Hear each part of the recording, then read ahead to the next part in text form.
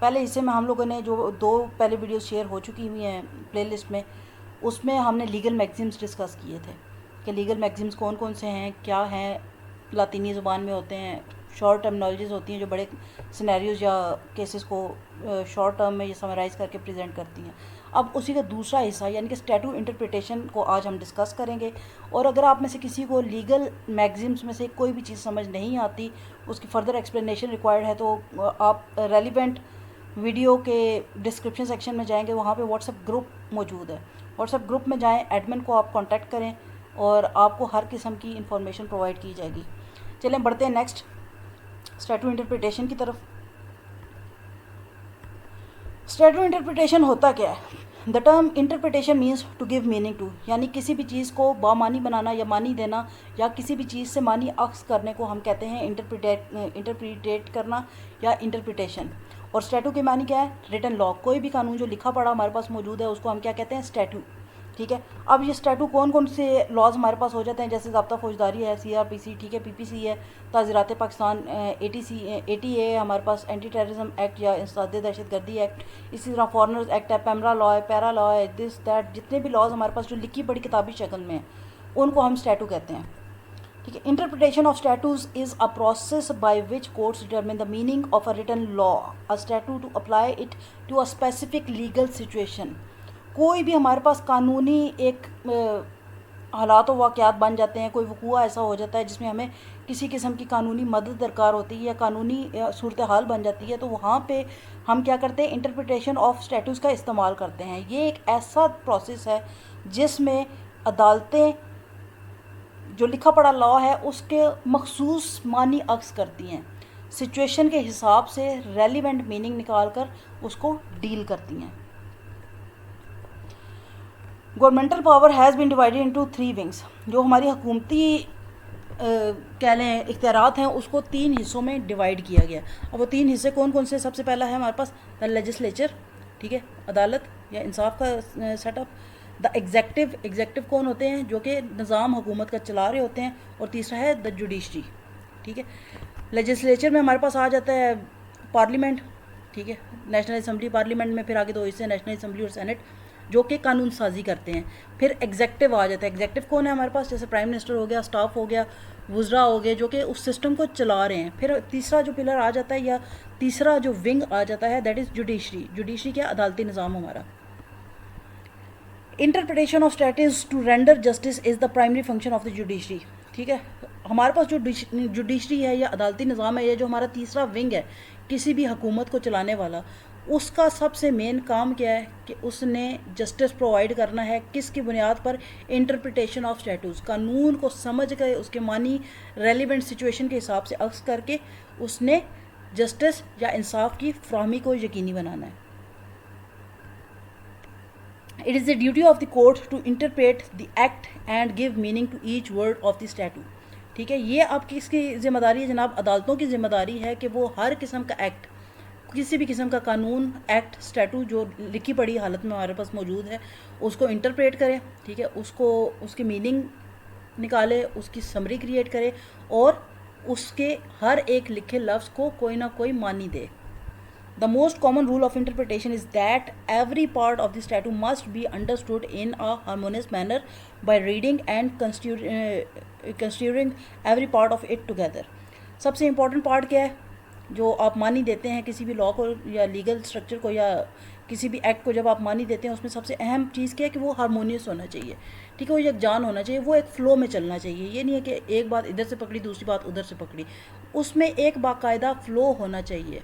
Step by step चीज़ें एक दूसरे से लिंक्ड होनी चाहिए, ठीक है, कि उसको अगर आप पढ़ें तब भी आपको समझ आ रहा हो, ठीक है, और अगर आप उसको इकट्ठा यकजा करके पढ़ते हैं, अलग अलग पढ़ें तब भी आपको पता हो कि ये इसका ये मतलब है, इसका ये मतलब है, मतलब लफ्ज़ी मतलब भी आपको पता चल रहा हो। लेकिन जब आप उसको कलेक्टिवली पढ़ें तो वो आपके पास एक बामानी किस्म की चीज़ बन जाए, ठीक है, वो आपको एक ही चीज़ से मुतल्लिक सारी इंफॉर्मेशन दे रही हो।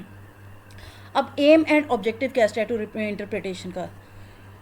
The objective of the interpretation of statutes is to determine the intention of the legislature conveyed expressly or impliedly in the language used। ठीक है। आप इसका जो मेन ऑब्जेक्टिव या इसका जो मेन मकसद है वो हमारे पास ये आ जाता है कि हम उसको उसकी नीयत या उसका मकसद समझ सकें। कोई भी लॉ या एक्ट आता है तो उसका ओरिजिनल मकसद क्या है, ठीक है, जो बनाया गया, जो भी उसमें ज़ुबान इस्तेमाल की गई है, जिस भी उसको तर्ज पे बनाया गया है, उसका असल मकसद और उसकी हकीकत क्या है, ठीक है, या उसको बनाने का मकसद क्या है, या उसके पीछे इंटेंशन क्या थी या नीयत क्या थी। इम्प्लाइडली का मतलब क्या होता है हमारे पास जनाब, to present something in suggested way, ठीक है। लेजिस्लेचर का क्या काम है, वो हमारे पास कानून साजी करता है, ठीक है, वो सजेस्ट करता है चीज़ें, बिल पास होते हैं, कानून में तब्दीलियाँ होती हैं, अमेंडमेंट्स आती हैं, कॉन्स्टिट्यूशनल अमेंडमेंट्स आती हैं। तो इम्प्लाइडली का क्या मतलब है, कोई भी ऐसी चीज़ जिसको आप किसी चीज़ में सजेस्ट करते हैं, उसके लिए लफ्ज़ इस्तेमाल होता है impliedly. Role of courts, statutory interpretation is the process by which courts interpret and apply legislation. अब जनाब स्पेसिफिकली जो स्टैट्यूटरी हमारे पास इंटरप्रिटेशन है वो किस चीज़ के लिए इस्तेमाल होती है, लेजिस्लेशन के लिए, ठीक है। अदालतें क्या करती हैं, कानून साजी के लिए इंटरप्रिटेशन करती हैं या मानी अख्ज़ करती हैं। यानी कि हमारे पास नेशनल असम्बली या सेनेट में कोई भी नया बिल पास होता है, कानून आता है, तो उसको अदालतें क्या करती हैं, बामानी शक्ल में उसको इंटरप्रेट करती हैं, उसको एक बामानी शक्ल देती हैं। In common law jurisdiction, the judiciary may apply rules to statutory interpretation both to legislation enacted by the legislator and to delegated legislation such as administrative agency regulations। ये दो तरह की हमारे पास आ जाती हैं कि सिंपल आपके पास जो लेजिस्लेशन है उसको इनेक्ट किया जाता है, उसको कॉमन चीज़ों के साथ लिंकअप किया जाता है, या डेलीगेटेड हमारे पास लेजिस्लेशन हो जाती है जो कि किस काम के लिए होती है, एडमिनिस्ट्रेटिव पॉइंट ऑफ व्यू के लिए होती है, ठीक है, कानून साजी वो जो कि सिस्टम को चलाने के लिए ज़रूरी है। डेफिनेशन ऑफ स्टैटू क्या कहती है हमारे पास जनाब, a statute is a written law passed by a legislative body, ठीक है। लेजिस्लेटिव बॉडी अगेन क्या चीज़ है, सेनेट या नेशनल असम्बली, मतलब हमारी पार्लियामेंट, और लेजिस्लेचर एट द फेडरल और प्रोविंशियल लेवल, ठीक है। अब हमारे पास स्टैटू का एग्जैक्ट मीनिंग आ गया, ठीक है। इसके मुताबिक हमारे पास स्टैटू क्या है, कोई भी सूबाई या कौमी सतह पर जो हमारी असम्बली है, ठीक है, जिसमें हमारे पास आ जाती हैं सूबाई असम्बलियाँ आ जाती हैं, सेनेट आ जाती है कौमी सतह पर, हमारे पास नेशनल असम्बली आ जाती है। ये किसी भी लेवल पे, सूबाई लेवल पे या कौमी लेवल पर जब कोई कानून साजी होती है, ठीक है, उसको इंटरप्रेट करता है, ठीक है। Statute set forth general proposition of law.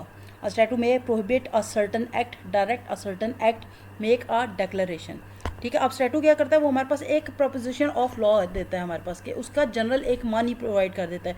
Statue के हमारे पास 3 एक्टिविटीज़ कर सकता है, क्या क्या कर सकता है, प्रोहिबिट कर सकता है मतलब रोक सकता है किसी सर्टन एक्ट से, डायरेक्ट कर सकता है, वो आपको गाइडलाइन दे सकता है कि नहीं इस चीज़ को ऐसे नहीं ऐसे कर लिया जाए, या फिर क्या कर सकता है, मेक डेक्लेरेशन, कि जो आपने बिल असम्बलियों ने पेश किया है उसको एज इट इज़ ही छाप दे।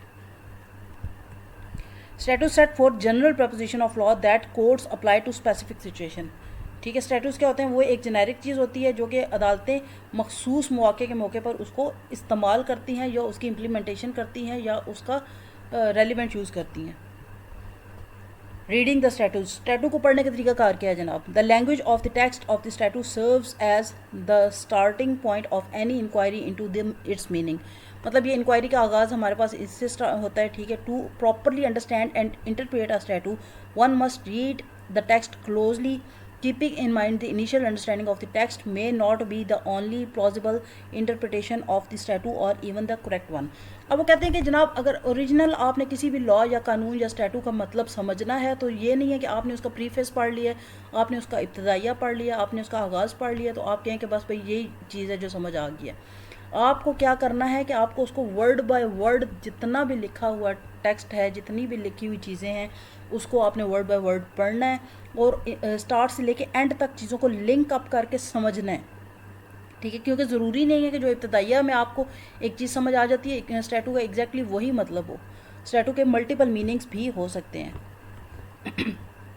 प्रिजम्पशन, अब इसमें एक चीज़ आ जाती है प्रिज्यूम करना। प्रिज्यूम करना क्या होता है, किसी चीज़ के बारे में गैस लगाना, ठीक है, या आप खुद से ही एक चीज़ को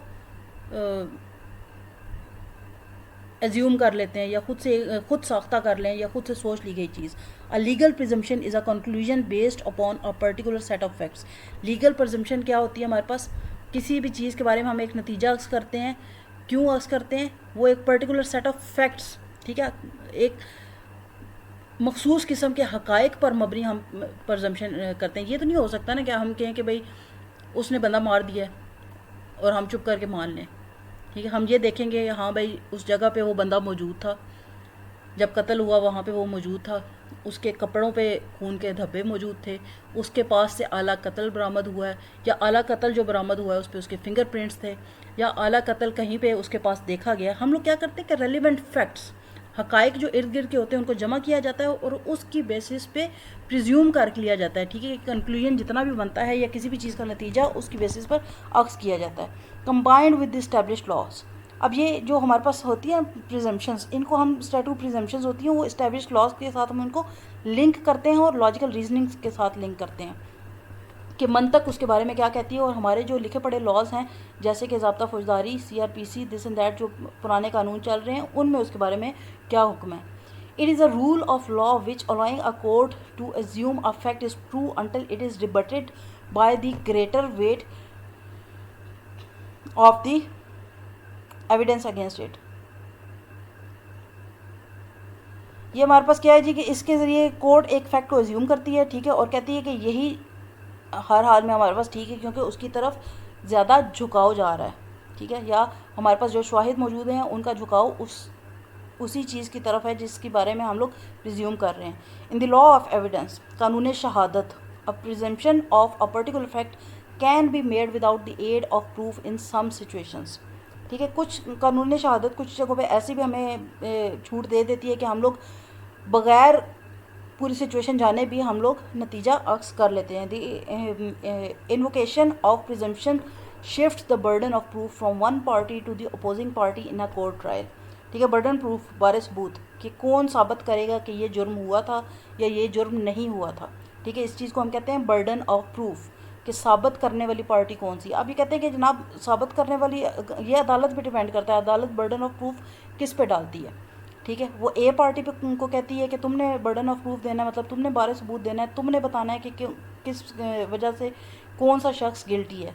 या वो कहेगी कि पार्टी बी जो है वो ट्रायल के दौरान कहे कि नहीं, इस बार पार्टी बी बताए कि किस वजह से वो गिल्टी नहीं है। Making a presumption means assuming something is true or false without getting all the information necessary for the verification, ठीक है। प्रिजम्पशन क्या होता है हमारे पास जनाब, प्रिजम्पशन की ये डेफिनेशन आ गई है। प्रिजम्पशन कहती है कि हम एक चीज़ एज्यूम कर लेते हैं, हम खुद से ही एक चीज़ सोच लेते हैं कि कोई चीज़ ट्रू है, मतलब दुरुस्त है, या वो गलत है, फॉल्स है, बग़ैर सारी ज़रूरी इंफॉर्मेशन या बग़ैर सारी ज़रूरी डेटा को कलेक्ट किए बगैर, या उसकी वेरिफिकेशन के बगैर, या उसके बारे में तस्दीक किए बगैर, ठीक है। You can decipher this from the prefix pre, which means before, together with the assume from the Latin summary to take, ठीक है। इसको हम लोग जनाब कन्वर्ट कर सकते हैं, ये दो हिस्सों में डिवाइड करते हैं। प्रिज्यूम जो होता है हमारे पास, प्रिजम्पशन को हम दो हिस्सों में डिवाइड कर रहे हैं। प्रिज्यूम, ठीक है, प्रीफिक्स होता है जो किसी चीज़ का साबका होता है, सॉरी लाहका होता है, साबका सॉरी, प्रीफिक्स जो होता है वो साबका होता है कि किसी भी लफ्ज़ से पहले इस्तेमाल होने वाला लफ्ज़, ठीक है। प्रीज्यूम दो लफ्ज़ों पर मुश्तमिल है, किस किस पे, प्री एंड ज्यूम। प्री का मतलब होता है बिफोर, पहले आने वाला, और ज्यूम होता है हमारे पास to take. A legal inference that must be made in light of certain facts. Most presumptions are rebuttable, meaning that they are rejected if proven to be false or at least thrown into sufficient doubt by the evidence. अगर हमारे पास किसी भी किस्म की legal कार्रवाई हो रही है, कानूनी चाराजोई हो रही है, तो उसमें हमारे पास क्या होता है, प्रिजम्पशंस जो हमने एज्यूम कर लिया या खुद से एक नतीजा कर लिया, उसको ज़रूरी नहीं है कि हमेशा मनोमान सच मान लिया जाएगा। वो रिबट भी हो सकता है, मतलब उसको कैंसिल भी किया जा सकता है, रिजेक्ट भी किया जा सकता है, उसको मनसूख किया जा सकता है, और ये भी कहा जा सकता है कि वो मुकम्मल तौर पे गलत है, या फिर उसको क्या कहा जा सकता है कि वो कहते हैं कि मज़ीद इसके बारे में शवाहिद दो तो इस पर कार्रवाई होगी, ठीक है। जब एक प्रिजम्पशन बनती है ना, प्रिज्यूम किया जाता है, उसके फिर दो नताइज होते हैं, या तो वो गलत साबित हो जाती है, ठीक है, या उसके बारे में कहा जाता है कि मज़ीद शवाहिद इसके बारे में दो। Right of subjects, legal objects are things with value in which legal subjects can acquire rights, ठीक है। लीगल ऑब्जेक्ट्स, लीगल ऑब्जेक्ट कौन से होते हैं जनाब? ऐसी चीज़ें जिनके बारे में लीगल सब्जेक्ट्स, देखिए दो चीज़ें, एक चीज़ होती है ऑब्जेक्ट और एक होता है सब्जेक्ट। सब्जेक्ट जो काम कर रहा है और ऑब्जेक्ट जिस पे काम हो रहा है, ठीक है, जिस पे कार्रवाई हुई है। लेट्स सपोज लीगल सब्जेक्ट, एक बंदे ने कोई कत्ल किया है और उसने पिस्टल के ज़रिए कत्ल किया है। अब वो जो पिस्टल है ना वो ऑब्जेक्ट हो जाएगा जिसके ज़रिए कार्रवाई हुई। कार्रवाई करने वाला कौन था? जो पर्सन जिसने कत्ल किया, ठीक है। दोनों के पास हकूक़ मौजूद हैं, जिस पे कार्रवाई हुई उसके पास भी हकूक़ मौजूद हैं और जिसने कार्रवाई की उसके पास भी हकूक़ मौजूद हैं। इन अदर वर्ड्स, दूसरे लफ्ज़ों में क्या कहता है जनाब? When a legal subject has a right to something, जब एक लीगल सब्जेक्ट, कोई काम करने वाला, ठीक है, उसके पास एक हकूक़ हासिल हैं, the legal object, there is a legally protected relationship between the subject and the object to the extent of the entitlement.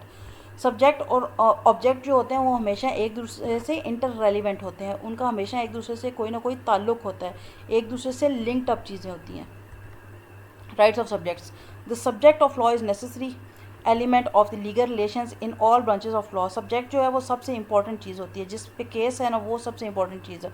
Although its status is specific in each such branch, हर एक ब्रांच में उसका status जो होता है वो already decided होता है। The civil legal relations, citizens are physical persons and the state organs and public organisations are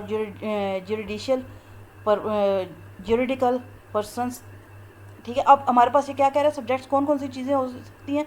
in civil legal relationships में हमारे पास सिटीजन्स हो सकते हैं, आम जो मतलब शहरी हैं, ठीक है, वो भी सब्जेक्ट हो सकते हैं। और हमारे पास स्टेट ऑर्गन्स भी हो सकते हैं। स्टेट ऑर्गन्स मतलब हुकूमती इदारे या हुकूमती ब्रांचेस या पब्लिक ऑर्गेनाइजेशंस, अगेन जो हुकूमती इदारे हैं, लेट्स सपोज महकमा सेहत हो गया, महकमा तालीम हो गया, जो कि जुरिडिकल पर्सनस हैं, ठीक है। और मतलब उन इदारों में काम करने वाले मुतल्लिका अफसरान को भी शामिल किया जा सकता है। जैसे कि अदालतें अक्सर आईजी पंजाब को नोटिस दे देंगी, डीपीओ को दे देंगी, डीसी को दे देंगी, असिस्टेंट कमिश्नर को दे देंगी कि वो पेश हों किसी भी लीगल एक्टिविटी के तौर पे। इन एडमिनिस्ट्रेटिव लीगल रिलेशंस, जब हमारे पास ताल्लुकात कहाँ पे आ जाते हैं? इंतज़ामी बुनियादों पर, एडमिनिस्ट्रेटिव ग्राउंड्स पर। द सब्जेक्ट ऑफ लॉ, हमारे पास सब्जेक्ट ऑफ लॉ क्या बन जाएगा? कानून के लिए हमारे पास जो सब्जेक्ट है जिस पे कानून इम्प्लीमेंट होना है, वो तीन चीज़ें हैं। कौन कौन सी? State organs. स्टेट ऑर्गन्स कौन से हमारे पास जनाब? जो हुकूमती मशीनरी है, ठीक है, जो हुकूमत चलाने वाले हैं। ऑफिशियल्स, ऑफिशियल कौन से हो जाते हैं? सरकारी मुलाजमीन हो जाते हैं। इसमें हमारे पास इस्टेब्लिशमेंट भी आ जाती है, इसमें हमारे पास ब्यूरोक्रेसी भी आ जाती है। और तीसरे नंबर पे हमारे पास जो सब्जेक्ट ऑफ लॉ जिन पे कानून ने इम्प्लीमेंट होना होता है वो कौन है? सिटीजन्स, मतलब आम शहरी। In recognising the citizen as a subject of law, the state defines his legal status, describes his relation to the state, the organs of the state and the persons. इन तीनों चीज़ों का एक दूसरे के साथ लिंक होता है। कोई भी कानूनी कार्रवाई होगी वो ज़ाहिर है अकेले शख्स पे भी नहीं होगी, कोई ना कोई इदारा, कोई ना कोई हमारे पास स्टेट एक्टर इन्वॉल्व होगा उसमें। Principles of interpretation, the term interpretation means to give meaning to. Governmental power has been divided into three wing, ये हम पहले देख चुके हैं।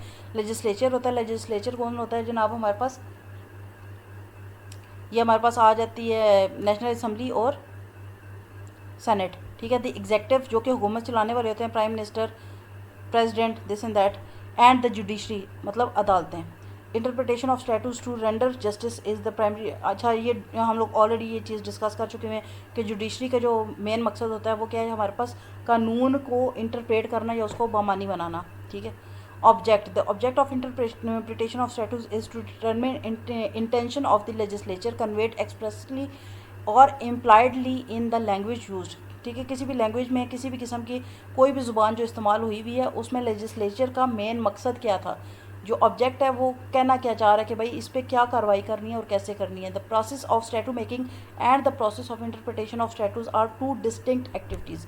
यहाँ पे वो कह रहा है कि दो ये डिफरेंट काम है। स्टैटूज मतलब लॉ बनाना, स्टैटू मेकिंग मतलब law banana, and the process of interpretation of statues, और उस लॉ जो बन गया लिखा हुआ लॉ है उसको इंटरप्रेट करना, उसको मानी देना, ये दो अलग चीज़ें हैं, ठीक है।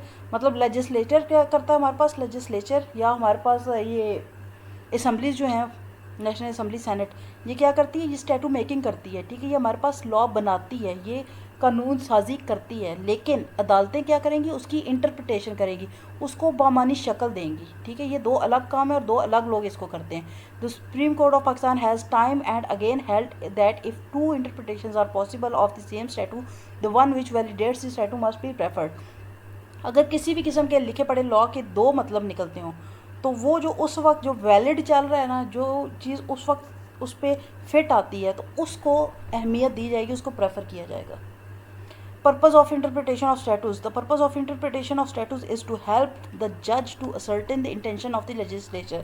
इसका मकसद क्या है जनाब? कि जज को मदद दी जाएगी कि जो कानून साजी हुई है उसका असल मकसद क्या है। Not to control the intention or to confine it within the limits which the judge may deem reasonable or expedient.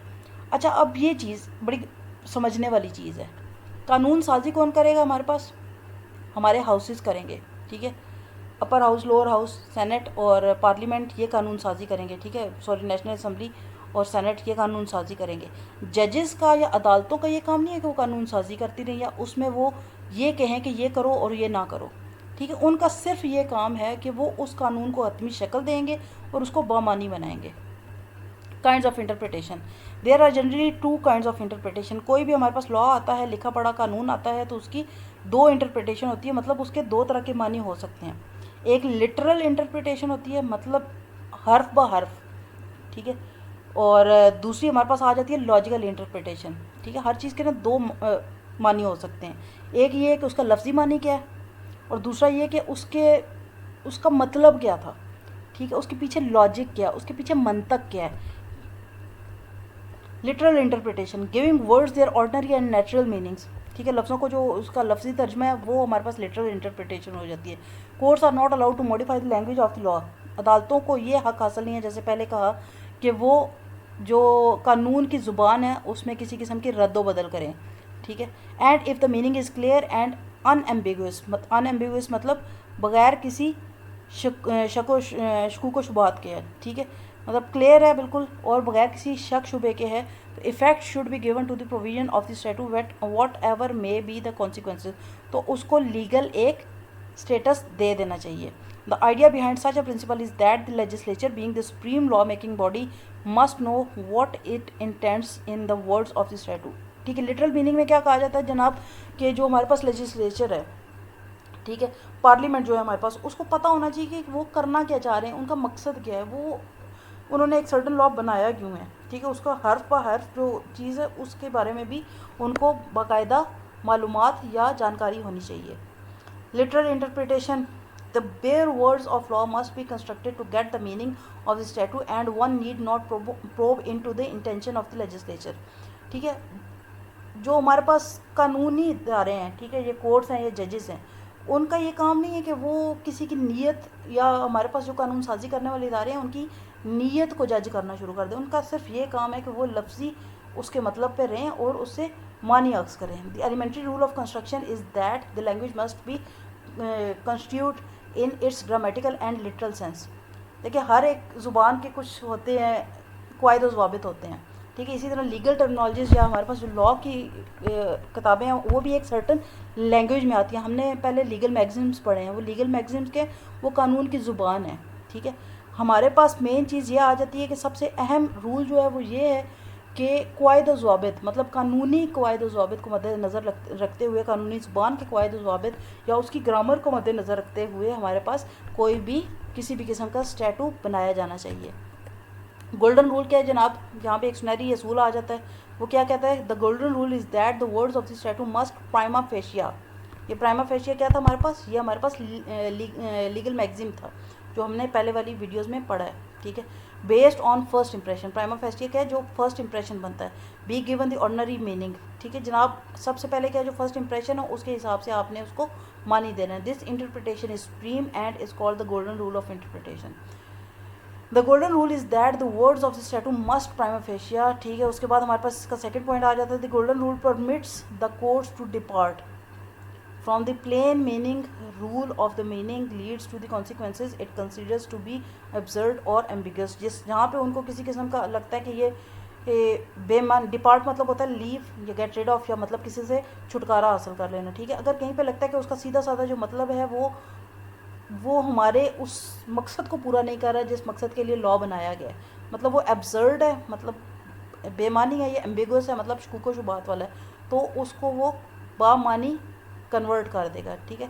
Literal interpretation में फर्दर ये क्या कहता है जनाब, दिस वॉज, ये जो हमने पीछे गोल्डन रूल पढ़ा है, ये किसने एक्सप्लेन किया था, ये एक्सप्लेन हुआ था, एक किताब थी ग्रे 5 पियर्सन, ठीक है।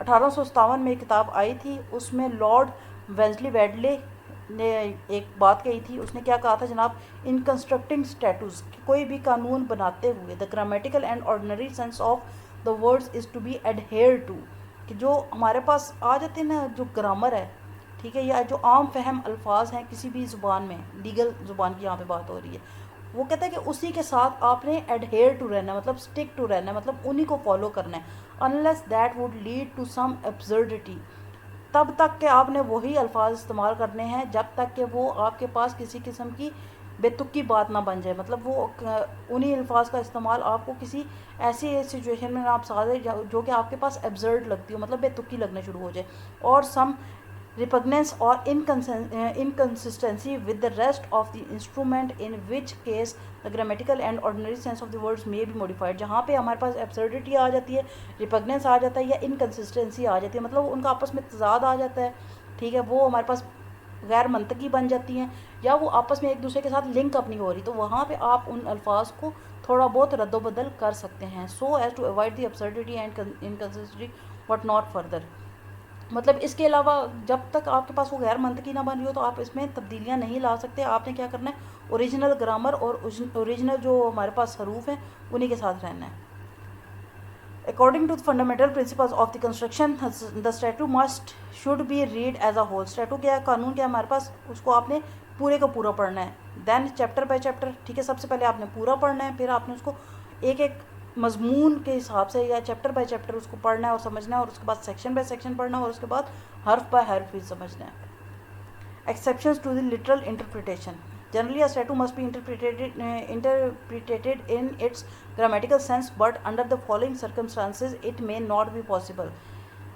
कब हम लोग इसको चेंज करते हैं, ग्रामेटिकल पॉइंट ऑफ व्यू से नहीं देखते, जब एम्बिग्विटी आ जाए, मतलब किसी किस्म का तजाद आ जाए या शक व शुबा आ जाए, इनकन्सिस्टेंसी आ जाए, मतलब तजाद आ जाए, आपस में वो लिंक अप नहीं हो रही चीज़ें, या इनकम्प्लीटनेस और लेक्यूना आ जाए, ठीक है। इनकम्प्लीटनेस मतलब ओरिजिनली जो लफ्ज़ हैं वो उनको इस्तेमाल करेंगे तो वो अधूरेपन का शिकार हो जाए, या किसी किस्म का लेकुना या फॉल्ट आ जाए, या अनरीजनेबलनेस आ जाए, ठीक है, कि मतलब वो हमारे पास ना कोई अच्छी रिप्रेजेंटेशन नहीं दे रहा होता, रीज़नेबल किस्म की वो चीज़ नहीं लग रही होती, मतलब वो हमें अट्रैक्ट नहीं कर रहा होता। लॉजिकल इंटरप्रिटेशन की हमने पहली फॉर्म देख ली जो कि लिटरल इंटरप्रिटेशन थी, मतलब लफ्ज़ बाय लफ्ज़ या हर्फ बाय हर्फ उसका तर्जुमा करना। लॉजिकल इंटरप्रिटेशन इसका सेकंड टाइप थी इंटरप्रिटेशन की। ये क्या कहते हैं जनाब, logical interpretation of statutes is an approach that looks beyond the literal text. ये हमारे पास लफ्ज़ी तर्जमे से हट के एक चीज़ है। To understand the statute's underline meaning, मतलब उसका मकसद क्या था लाने का, उसको उसका एग्जैक्ट मानी क्या था, उसका मकसद क्या था, एंड द इंटेंडेड फंक्शन, और उसको लाने का पर्पस क्या था, ठीक है, मतलब नीयत क्या थी, क्यों लाया गया, उसका मानी क्या था, उसका मकसद क्या था। मकसदियत पे जब हम आते हैं तो वो मंतकी बात आ जाती है, लॉजिकल बात आ जाती है।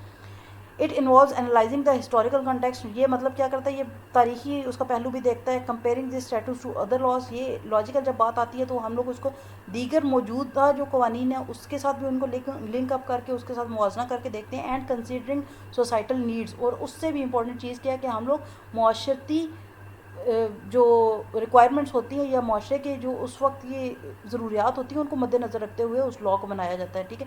To ensure the law is applied rationally and coherently to achieve its goal. जैसे आजकल वो तलाक वाला इशू ज़्यादा उड़ना शुरू हो गया, डाइवोर्स इशू पाकिस्तान में बढ़ गया है, तो उन्होंने वो जो वुमेन राइट टू डाइवोर्स था उसमें भी अमेंडमेंट्स किए हैं। और खातून जब खुला लेती हैं तो उसके बाद उनका जायदाद या उनके पास, पहले ये होता था कि खुला अगर खुद ले रही हैं तो वो जो रकम वगैरह होती है या निकाहनामे में जो चीज़ें लिखी गई होती हैं उसने वो सरेंडर करनी है, ज्वेलरी हो गई, एनी अदर थिंग्स, वो सरेंडर करती थी। लेकिन अब ये कानून अमेंड किया गया है ज़रूरत को पेश नज़र रखते हुए, तलाक की रेशो बढ़ते हुए देखकर, उन्होंने क्या किया, उसमें तब्दीलियाँ लाई हैं। ठीक है, इस लिहाज से वो कह रहे हैं कि सोसाइटल नीड्स, माशरती ज़रूरियात को मद्देनज़र रखते हुए हमने उसको मानी देना है। कौन सी वो इंटरप्रिटेशन हो जाएगी, वो लॉजिकल इंटरप्रिटेशन हो जाएगी। ठीक है, this method is use when the plain wording of the law is unclear, जब लफ्ज़ी मतलब हमारे मकासद को पूरा ना कर रहा हो और लीड्स टू एब्जर्व रिजल्ट, या लफ्ज़ी मतलब या लफ्ज़ी तर्जमा हमारे एग्जैक्ट जो हमारे हमारे गोल था उसको अचीव ना कर रहा हो।